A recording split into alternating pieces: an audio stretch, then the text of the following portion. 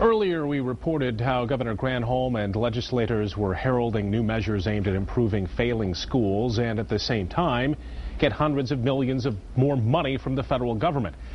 And during a news conference about that, 24-Hour News 8's political reporter Rick Alvin asked about the larger financial picture facing the state these days. Which is not a particularly good picture. The question really surrounds some of the other federal money the state has already received. When Michigan took stimulus money like all the other states, and they took it to help education, they also went along with the rules that were set up by the Fed. Those included keeping funding for schools at generally the same levels before Washington started sending out the cash.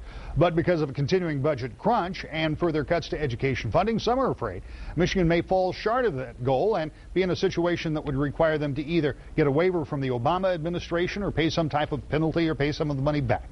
The governor addressed some of those concerns today. We are very concerned about the way schools are funded generally in Michigan and the cliff that we're facing with the loss of stimulus funds for the budget that we'll be presenting. I think there must be a way to address that in order to really be successful.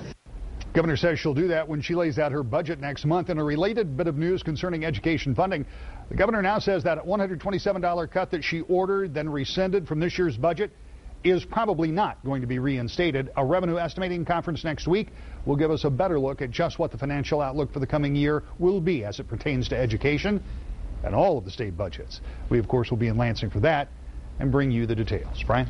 Rick, thank you. As for that Race to the Top application, the state has asked school districts to sign a memorandum of understanding, basically saying that they buy into the program and the changes. Special meetings have been set for Wednesday in Kalamazoo, Saugatuck, and South Haven, and Grand Rapids Public.